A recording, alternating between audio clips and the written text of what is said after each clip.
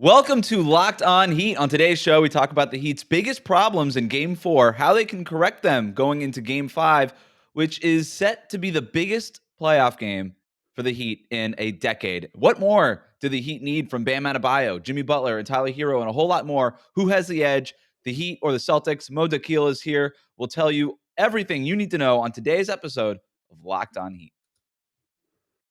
You are Locked On Heat, your daily Miami Heat podcast. Part of the Locked On Podcast Network, your team every day.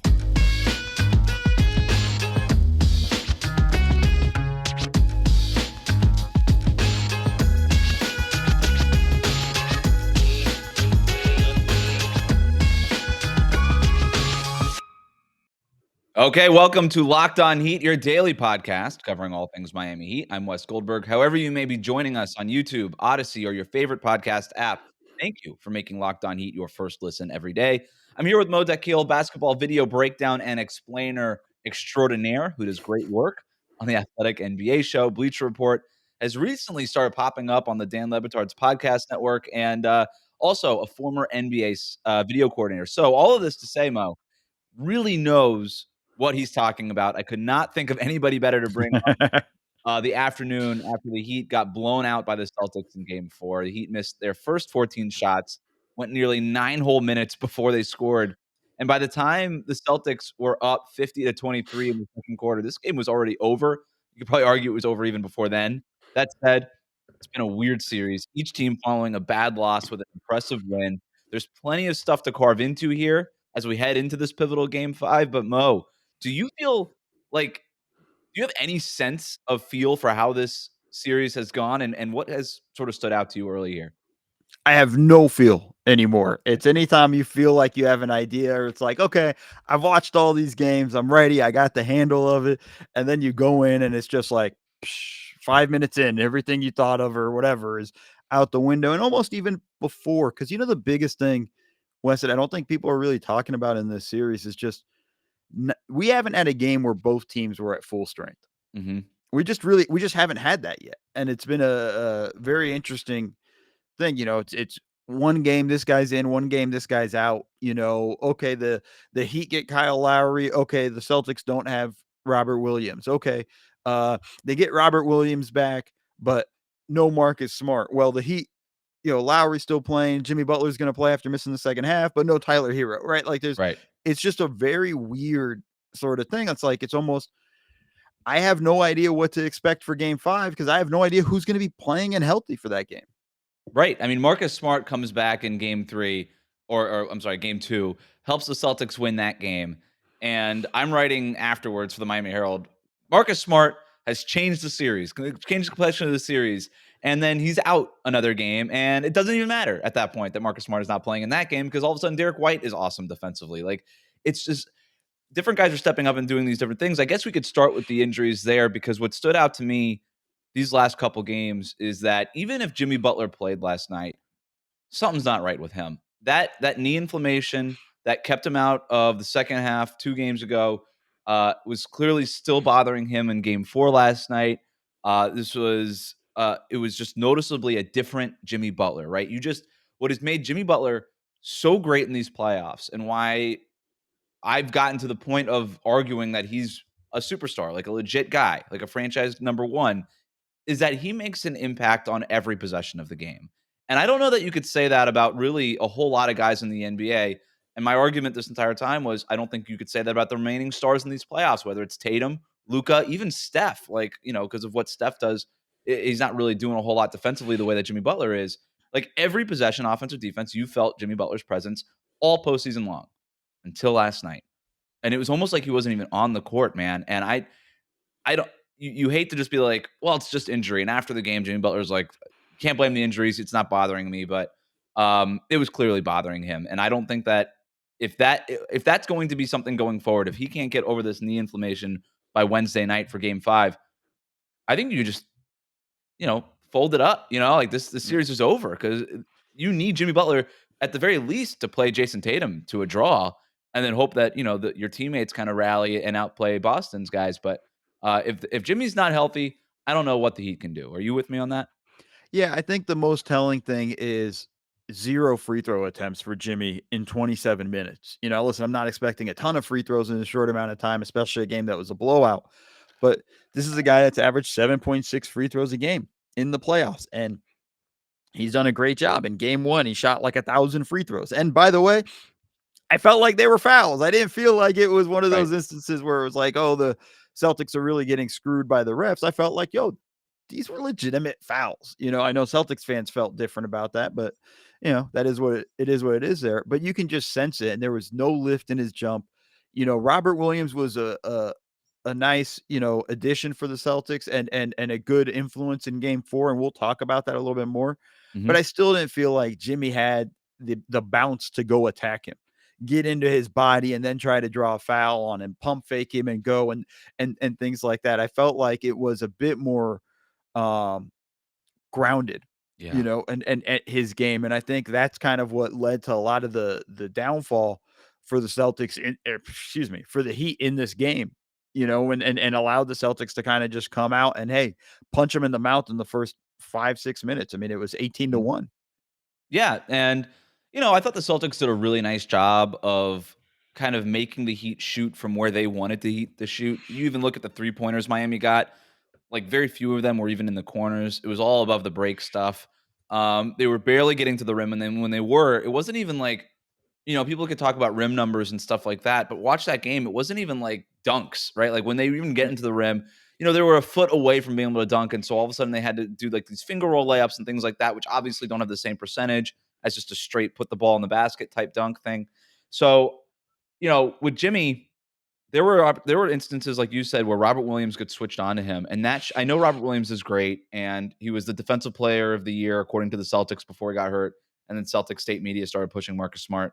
But uh, you know, that's still a guy that Jimmy Butler should be able to blow by on a perimeter switch, right? Like that's still something that Jimmy Butler should be able to do, and he just clearly was not able to do that last night. And there were concrete examples of him getting Robert Williams on the switch, and then just sort of running into his body and then just getting rid of and backing up and just getting rid of the ball. Um, they need Butler to play with that first step, with that force to get downhill, force Boston's defense to react, and then you can get them in scramble mode. And by the way, they need the same thing from Bam Adebayo, especially if Right. they're not going to get it from Jimmy. And Bam, after doing that all of game 3, just bringing the ball up, getting downhill, being decisive, looking at the basket, all of a sudden just reverted back to, not that interested in it anymore. Yeah, passive Bam is a problem. Yeah. And the fact that he only had one shot attempt in the first quarter, was shocking to me. After what we saw in game 3, it was him attacking, looking aggressive and driving and really attacking Horford. Yeah, I get it. Williams changes the complexion here a little bit. It's another weak side help guy.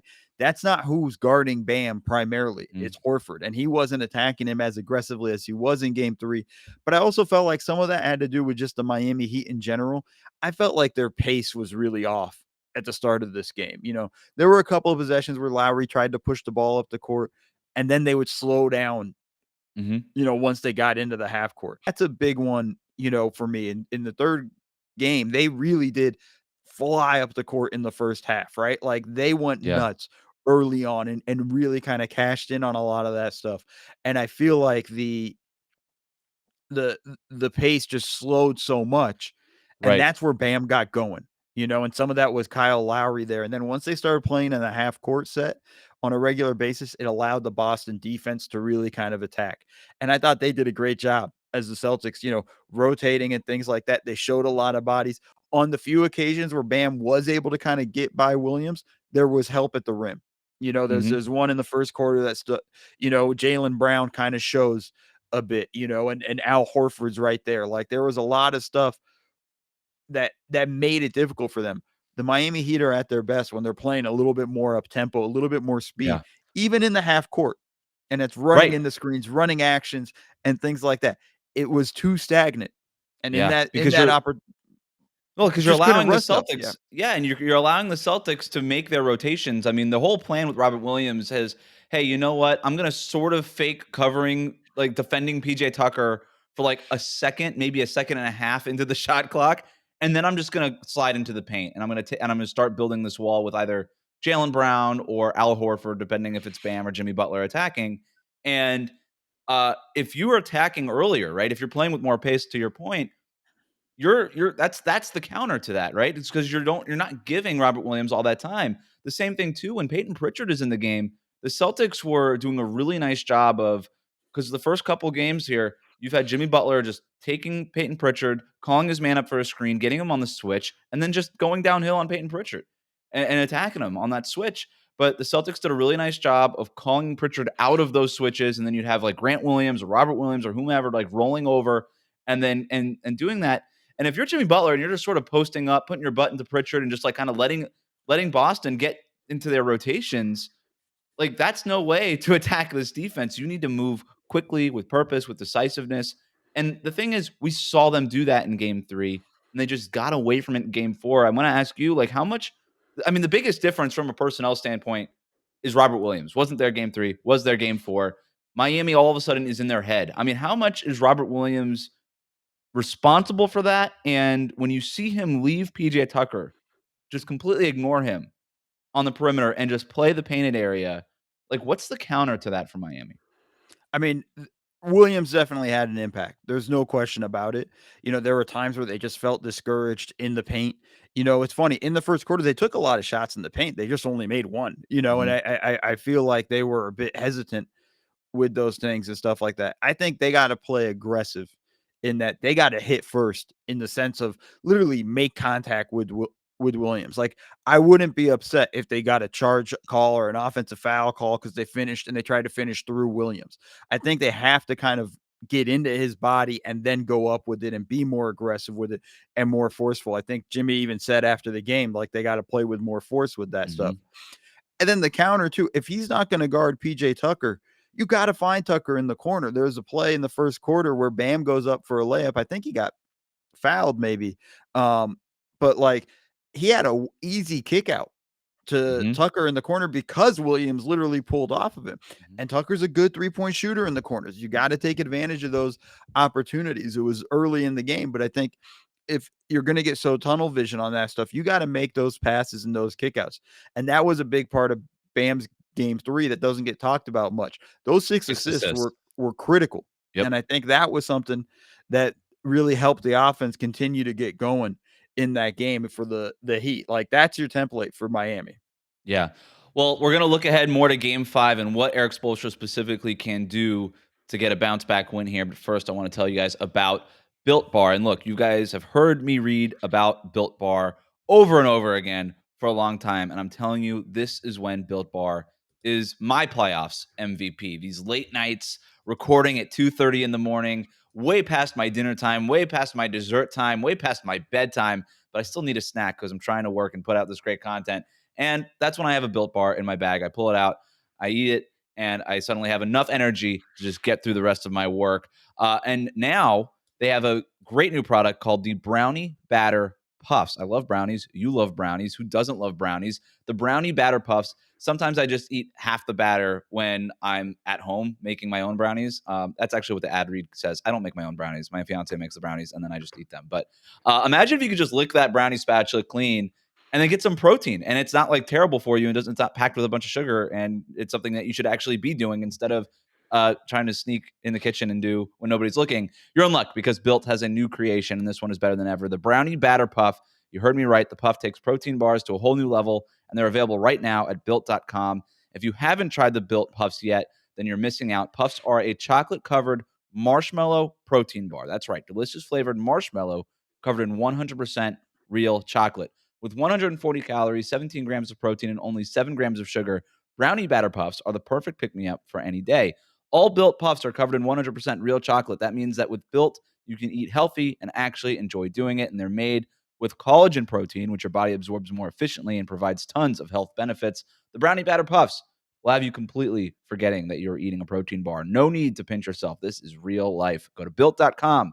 Get Brownie Batter Puffs right now. Again, go to Built.com. Use that promo code LOCKED15, and you'll get 15% off on your order. Again, use that promo code LOCKED15 for 15% off at Built.com.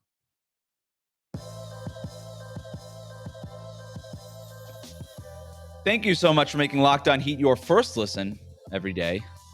Now make sure to go check out Locked On NBA Big Board. Host Rafael Barlow from NBA Draft Junkies and the author of the NBA Big Board newsletter gives fans an in-depth look into the NBA draft, mock draft, player rankings, and big boards. It's free, and it's available wherever you get your podcast. Here with Mo Dakhil to talk all things Heat Celtics. If you're Erik Spoelstra, and we'll talk about this in a bit, but you have a video coordinator background. Erik Spoelstra has a video coordinator background. So I'm going to ask you to put yourself in Spo's shoes. What's the first thing that you want to get corrected and figure out going into Game 5? I think it's a lot of the same stuff we talked about. It's how do I speed us up? How do I get us to attack in where we're going? And I think the other thing is how do I keep Robert Williams off the glass? I think he really hurt them with just his ability to crash. I mean, you start small when you're the Miami Heat, and you're going to put PJ Tucker on Jason Tatum. So now you're going to put a guy like Max Strus on Williams. Yeah. And that's a problem there because he's able to kind of come in and he has 5 offensive rebounds in this game, and he's going to have the size advantage. He's going to crash. It's going to put yourself in a situation. So you got to figure out how you're going to rebound a little bit better and keep him off the paint. And I think that's a critical thing, because if you can get the stops, then you can push the pace, and that's part of it, right? But if you get a stop and give up an offensive rebound, well, now you're screwed. And I think that's probably where you got to start. Yeah, this is another instance where I think Jimmy Butler's injury really hurts, because the game plan was always, all right, we're going to put PJ Tucker on Jason Tatum. It's what we did in the regular season. It's what we've done in the playoffs. But I think there was a layer for the Heat to get to in crunch time, game on the line, stuff like that, where you could put Jimmy Butler on Jason Tatum, and then you could slide PJ Tucker onto another big. And now you're not with that small on big mismatch like you were talking about, whether it be Strus or somebody else. And I thought last night, had Jimmy Butler been healthy, we might have seen that look from Spoelstra where, okay, sorry, Jimmy, man. Like, we gave you as much of a break as possible, but now you got to now you've got to cover Tatum on defense, and you got to keep doing what you're doing on offense. Like, you got to do it on both ends at this even heightened level. The way we kind of saw Jimmy guard LeBron a little bit in the finals, in the bubble, right? Like, I think we could have seen something like that, but with Jimmy being hampered the way that he clearly is, that option is just sort of now off the table. And so I don't know if you're the Heat, if there is another way to kind of get to that where you're not giving up so much size, because Boston starts so big. And to your point, Bam is basically as big as their power forward playing center. PJ Tucker is still that's still sort of a height mismatch, even if you kind of put him on a big, but it's certainly a better deal than putting Strus on him. I don't know. I don't know what you can do other than just sort of hope and pray that Jimmy Butler miraculously gets healthy in time for Game 5. Yeah, I mean, I think, it's challenging because what you got to hope is that Strus hits shots on the other end to make it harder for them to have to play Robert Williams and things like that, right? Like, it's got to make them change the calculus there. Like, part of it is sometimes your best defense is your offense, and Strus just 0 for 7, and 0 for 4 from 3. Like, you're really, struggling with him on the court there, and then he's given up offensive rebounds. I think that's no fault of his own. Like, you're asking him to box out a pogo stick. Like, it's not really an easy situation for him. The dude can just jump right over him. I feel like there's a lot of challenges in that area, and that's something that just kind of stood out. So maybe you even have to change the matchups here a little bit and say, like, hey, Tucker, we got to keep Williams off the glass. Like, we're just going to have to live with Strus either on Brown or Tatum. Probably going to put him on Brown and just hope Jimmy can hold up against Tatum long enough, and I think, there might be a little bit more zone stuff. We might see some of that, but also rebounding out of a zone is difficult. It's hard. And I think, that's one of the drawbacks to it. So, here's the thing. You don't have good answers right now if you're Miami, because you're not going to do something silly and start Dedmon, right? Alongside Bam, right? Like, you're not going to do that. Like, I'm sure there's a large chorus of people that don't want Dedmon to play at all. And I feel like there's a challenge with all of that stuff. So you're in that difficult situation of trying to figure out, like, how can we rebound effectively? Because that's been a big trigger for them, right? Yeah. You get the stops, you get it to Lowry. Lowry finds the kick ahead pass, and you're able to attack quickly. And on the other end is really what you need to be looking for. Well, and you hit on something also, which is the 3-point shooting. Like, if Strus is 0 for 7, and Duncan Robinson got into a little bit of a rhythm in the fourth quarter when the game was clearly just already over. I don't know if that carries over. The broadcast seemed to think that maybe it would, or maybe they're just looking for something to talk about. But Duncan Robinson hasn't found a rhythm all playoffs long, in part because he hasn't had consistent minutes. Does he become a factor for them earlier in the game with like real minutes, probably next to Bam Adebayo, where you could get some DHO triggers and things like that, which weren't really part of the game plan in game 4? There's things you could do. Maybe the answer isn't like, hey, how do we match up with Boston? It's how do we get Boston to match up with us a little bit more? The problem with that is that the Heat have been shooting basically 33% in the playoffs from 3-point range. They haven't had a game basically since Joel Embiid entered the Sixers series. They've only had one game in which they've shot better than 33.3% from 3-point range. This is from the best 3-point shooting team by percentage in the NBA's regular season. All of a sudden, they haven't been able to get consistent from beyond the arc, whether it's Strus. Lowry's injury is certainly a factor in that, but even like Gabe Vincent and Caleb Martin, guys who've been making shots in the regular season, not making those shots in the playoffs. PJ Tucker has been streaky. Like, they're not getting that same level of 3-point shooting. And even from Tyler Herro, who's just missed like 23 of his last 25 or something 3-point Yeah. attempts. Like, they, as much as they need Jimmy Butler to be healthy, like if they're not making shots, like this is the formula for Miami to get to the finals is Jimmy Butler plays as well as anybody else on the other team, and Miami's shooters make shots. And right now, those two things aren't happening. But I don't know what else they can do other than hope that they just finally get the regression back to the mean where they start making shots all of a sudden. Yeah, it's hard to kind of just bank on that, right? Like with you're from what you've seen, this might be the mean for the playoffs, and that's the scary prospect of it. But I think I'm a bit of a believer in, hey, maybe give Duncan some first half minutes with Bam. Yeah. You got to trigger that stuff. It's not just about Duncan Robinson, but it's also about Bam.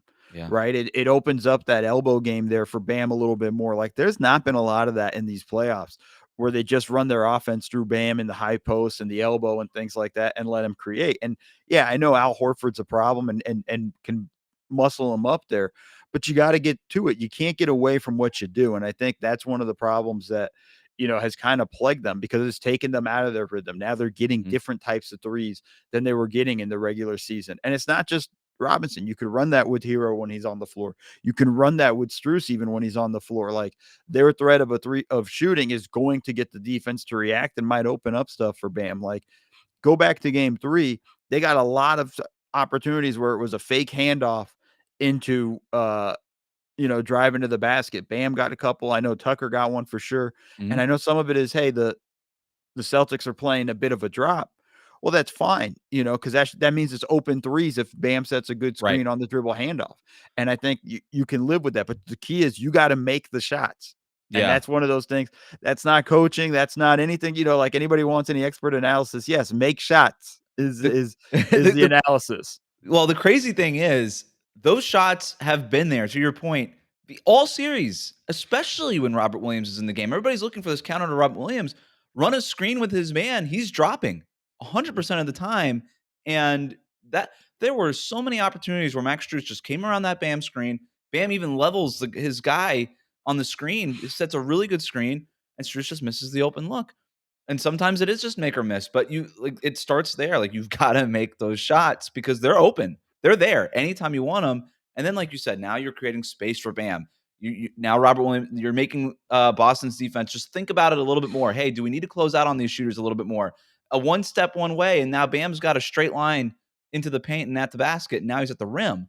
The other thing too is, I think Bam just, you mentioned the like kind of the pace. Like he needs to play with a lot more decisiveness and a lot more, like he was just going in game 3, just going, grabbing the rebound in transition, doing a Giannis impression, and he's at the basket.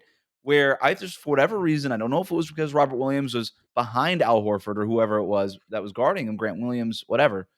But he just sort of like softly, like gingerly would like prod, kind of just like jab here, jab there, kind of look around, and then just sort of retreat into some random dribble handoff, call Strus or whoever back, and just be like, let's just do this and see if something happens. And now you're getting into all these, like, it looks nice, right? Like, oh, dribble handoff, that's what the Heat do, like that's their thing, but it's not really with a purpose. Now you're just sort of doing it to do it. You're just kind of taking seconds off the shot clock with against the Celtics defense. They're too good you got to know exactly what you're doing. You got to do it quickly, and you got to do it early. And I just feel like we keep going back to this thing, and I think it's like what our friend South Partner likes to say.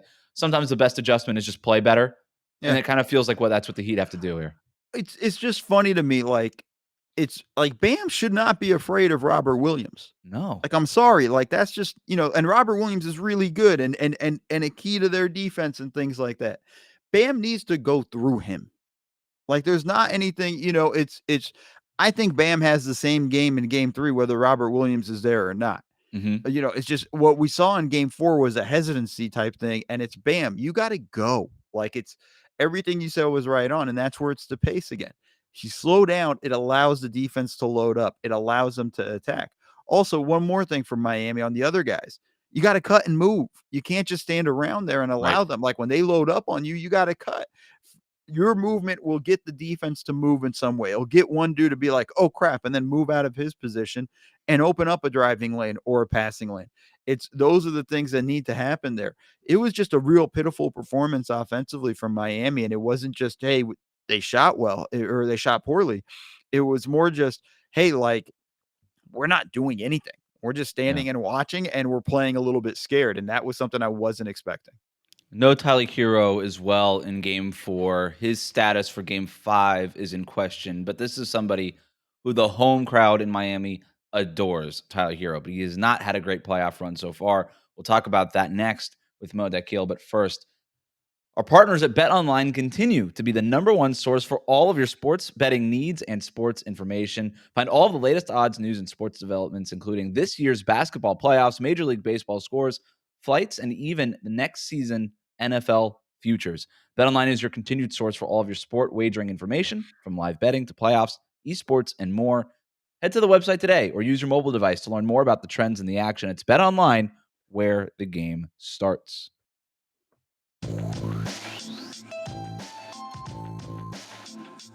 Back here on Locked On Heat. Thank you for subscribing and liking our videos on YouTube, for subscribing on Apple Podcasts, Spotify. Leave a 5-star rating and review if you can. Here with Mo Dakhil talking Heat Celtics Game 5. Tyler Herro. First of all, I think they need him to be healthy. They need his shot creation. They need his playmaking, but he hasn't really brought that, not just in this series, but in these playoffs overall for quite a while. Can the Heat win this series if they're not getting a Tyler Herro breakout? I think they can, but it just means other guys have to deliver, right? Yeah. It just puts more added pressure on, everybody from Lowry, from Jimmy, from Strus, to, Bam, Tucker. Like, everybody's got to pick up that flow there a little bit. I think well, it's just a dumb thing to say what I'm about to say, but it just makes it harder, right? Like, you Right. need Tyler to kind of step up and be aggressive, and it's hard with the groin. With a groin injury now, it's going to be very interesting to see if he's got that burst and can explode and really kind of come off screens. Like, Boston's not going to get out of play and drop.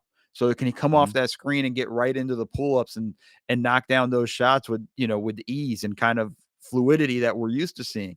I feel like that's going to be the big question. It's I think they can win the series, without Herro, but it's got to be the other guys got to wake up and get going. Let's talk about those other guys. And I'm glad you mentioned pull-up threes, because those are really the looks that the Heat are going to be getting on this drop defense, right? It's not even just those catch. Like, they'll get some of the catch and shoot stuff from kickouts. Like, they need to find PJ, to your point, in the corner because he's there, and you got to get Robert Williams to just think about leaving him a little bit instead of just making that decision 1 second into the shot clock. But for Strus, for Kyle Lowry, who's made a few of these pull-up shots since he came back, and especially for Tyler Herro, who's been so good at those pull-ups all season long, one of the better pull-up shooters in the league, why he got 6th man of the year, and that stuff has just gone away. When we heard the groin injury news, that made sense to me. Like, that checked out, because I was like, this guy just doesn't look the same, and he hasn't looked the same for quite a while. And I have the impression that he's been dealing with this groin issue for quite a while in these playoffs. But when we talk about those other guys, who should these other guys be? Because there's been a little bit of a conversation about Miami shortening the rotation here. We mentioned Dwayne Dedmon's name earlier. I don't think that this is a Dwayne Dedmon series. Right. He looks lost out there. He looks much slower against a much more athletic front line in Boston. Like if you're Spoelstra, like who are the dudes at this point that you trust? Like who are your 7 or 8 guys that you would play in this series? Yeah, I mean, that's the question that you're really trying to figure out. I think we know the top 5. I think off the bench, Gabe Vincent for sure because he's gonna spell Lowry a little bit. If Hero's healthy, that's 7. I think, you have to look at, you gotta look at Victor Oladipo. I don't think he's been very good defensively. I know everybody's gonna be going nuts. He had Right. 4 steals in game 3 and stuff like that. Those balls were basically handed to him by Jaylen Brown, like literally going like, "Here, Yeah. take this. I don't want it anymore." Things and so on. And I know he had a good game last night. I mean, it actually sucks for Miami. They wasted a Yeah. 23-point game from Oladipo. Yeah. Oladipo, and that kind of hurts there a little bit. But ultimately, I don't think he's that helpful. But they're going to need him. They're going to need him on the court just because they need bodies. Yeah, They and those might 23 Oladipo points, like they needed somebody to step up, and Oladipo is like the closest thing they have that when Tyler Hero's not in the game to just a dude that can go get his own shot. But he also sort of needs that space and that sort of just like Spo just allowing him to just go freelance a little bit. And that's also like on that, like that's what's kind of gotten him in trouble in this Heat offense is that he just sort of freelances, looks to just create for himself and not necessarily for others a whole lot. Like there's been a lot of plays, not just in these playoffs, but even when he came back in the regular season where uh he just sort of breaks off from Miami's movement stuff and he'll just like ignore open shooters and then just take somebody off the dribble. And I know that he's still trying to test it and he's trying to be like courageous and be on that knee and test that knee and get to the basket and get to his game. But and it's tough when you're not playing for so much of the season.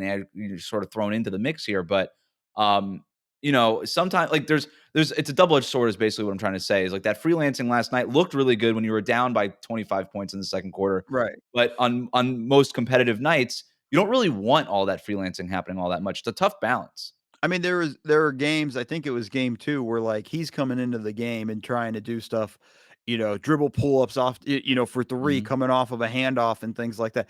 Those aren't the shots I want from Oladipo. Like, Yeah. if anything, I want him attacking the basket and putting pressure at the rim and trying to draw fouls.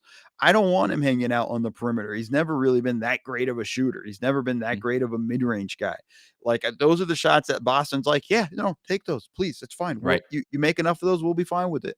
We're okay. That means the other guys aren't doing it. We're okay with that. And I think those are the things that are important there. But in terms of, where Spoelstra goes on the rest of the bench, I mean, I think those are his 8. And even Mhm. if we take Deadman out, I think now you're asking PJ Tucker, who's 37 and asking him to play 5, Yeah. playing some center for minutes. And I think that's just really hard to put on him. Who he's also been banged up quite a bit in this series. And I feel Yeah. like that's part of the problem is they as bad as Deadman has been, who else are you gonna put in there? The Celtics are big. Horford's a Yeah. big dude, Robert Williams, even Grant Williams is pushing people around. Like they got size. Yeah, Rohan Nadkarni from Sports Illustrated came on the show last night after the game and threw out the idea of maybe just throw Markieff Morris in there for 5 minutes in the first half and just see what happens. Even if it's just to spell Bam Adebayo a few minutes in the first half so that he could play down the stretch in the second half. If he could play, 20 of the 24 minutes in the second half, and then you're playing 4 minutes with PG at the 5, maybe you could survive with that a little bit. But yeah, I do think that you just need to play your top guys more minutes. I mean, it's game 5. That's what happens. It's The playoffs. Like Celtics are gonna do the same thing. Yeah. playoffs. Uh, Your guys should be playing about 40 minutes. but then we're getting into, okay, is Jimmy Butler able to? You're right. We're kinda back into that conversation, but still, like, that's sort of where you gotta go with this. And we're kinda getting back to, like, one name you didn't mention, who we both agreed probably should get some run here is Duncan Robinson, and this kinda gets back to Erik Spoelstra's tough decisions that he's had to make all playoffs is like Duncan Robinson early in that game, like Spo game planned some Duncan Robinson minutes, it looked like. And he came in and picked up 2 fouls in like 6 minutes or whatever it was. And those foul issues are a real concern. But at the same time, you need somebody to loosen up this Celtics defense. And that's sort of why I think Spo has done it the way he has. All right, if Strus isn't going to hit shots, if Lowry isn't going to hit shots, if Tyler Hero when available isn't going to hit shots, then we kind of do have to go to Duncan Robinson. But because of that, because Duncan Robinson's minutes and opportunities have been so inconsistent, he hasn't really found a rhythm. So I don't know if you try to just bring Duncan Robinson in early and just see, but like the defensive concerns are real, right? Like that's a real thing that Spoelstra has to figure out. I mean, your best bet is maybe when Peyton Pritchard's in the game, Yeah. is trying to put Duncan Robinson in there and hope it doesn't hurt you that much. I think because they're gonna target him the Yeah. second he's in the game, and they're gonna try to get him switched, and then you just gotta work to not switch. I mean, you can't Yeah. concede a switch. It's just that simple. Hey, Robinson, if you're in, we can't concede the switch. You gotta show really well and get back to your guy. Like, Mhm. you literally can't switch. And, whoever's the other guy setting the screen, who's on the other side of that, you got to do a great job getting Robinson out of that. And I think that's just a massive difference. You talked about how well Boston did switching out Peyton Pritchard. There are going to Mhm. be those situations for Miami if they could put Robinson on the court. And I just don't know if they've gotten even enough practice with that to be Yeah. able to get him out of it. And that's going to be a concern. Yeah, especially considering that Boston is so much bigger that once you start kind of scrambling that way, you could kind of just throw it like that opens up possibly just throwing it over the top for like lobs to Robert Yeah. Williams or Grant Williams or whoever. But all right. So anything else on Heat Celtics? No, man, I think listen, the one thing I'd say is it's 2-2. It's like it feels like everybody's very doom gloom. The Heat are done, Yeah. and this is what it felt like when it was 1-1 and then the Heat had a monster game 3, I think it's still 2-2. Like, I think this is still a tight series. It's just a question now of like who's healthy. And by the way, Robert Williams was limping around a little bit last night too, so it's It's not like true. we can say like for sure definitively like he's going to be right for game 5. That's kind of been what's gone on this series. Obviously this is a huge game for both teams, but I don't know if we should look at this as like, oh, this is all over for Miami. It's completely done. I feel like you just got to watch for it and go like, hey, like there's still some good chances there because like when Miami's right and healthy, like they're a really good basketball team. Right. I got a couple questions for you about being a former video coordinator.